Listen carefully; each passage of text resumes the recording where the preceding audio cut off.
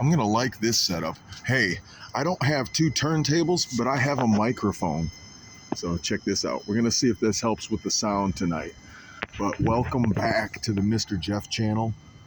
Of course, I'm Mr. Jeff. Thanks for joining me. Hey, let me flip the camera around really quick for you guys. You know I'm using low technology here with some high energy. So it's been suggested to me to talk about the zombie fungus that's been featured on the video game and the new TV show, The Last of Us, which, by the way, I have not played the game. I have not even seen any of this episode.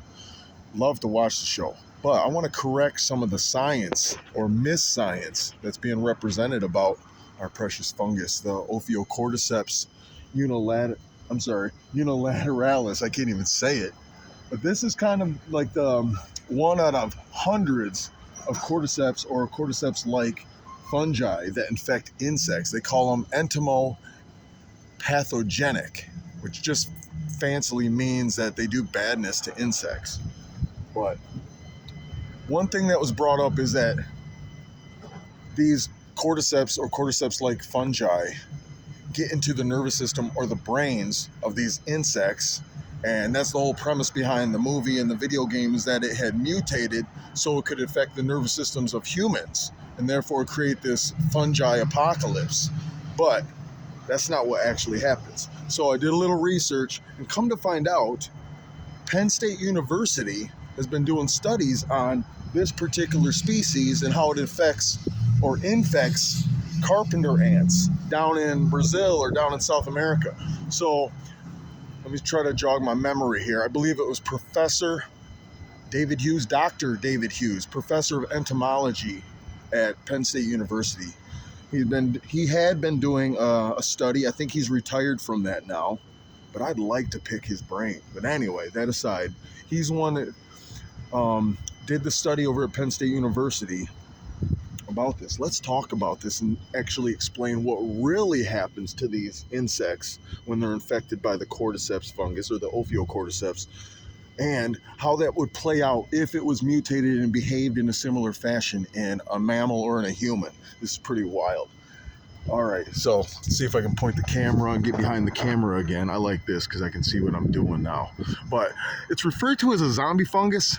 You're going to later find out that it's really not a zombie fungus in its operation.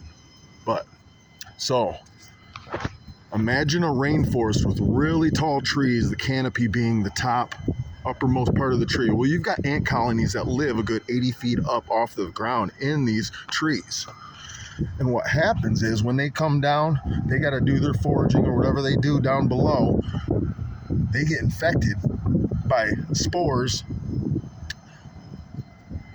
and it doesn't immediately kill the thing, right? So what's actually happening, jumping over here, it gets within, or it gets in between the muscle fibers. So I kind of drew a big old chunk of muscle, more like one from a mammal, but ants have muscles too.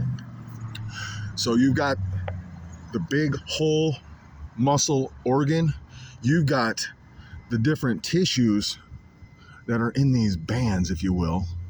And I don't know all of the anatomy of musculature, but anyway, I want to get down all the way to the cellular level. Our muscle fibers are actually individual cells. And what I did is I kind of pulled one of these out to extend it, and then I pulled one fiber out. That's why the diagram looks like this.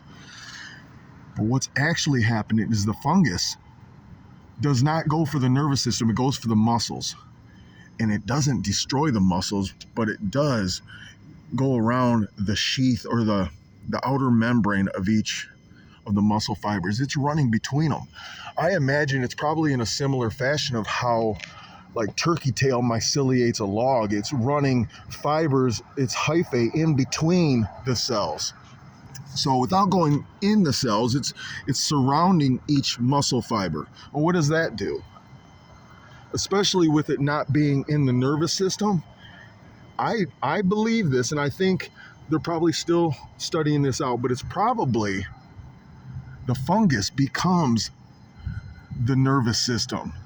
It literally bypasses the ant's nervous system, doing it for it. So how can I relate this to us? It would be as if I was being operated, my body was being controlled, but my brain and my cognizance, I'm like still aware that something's happening to me, but I have no control over what's happening to me. So I'm just a passive observer of my own body doing something to the bidding of another organism.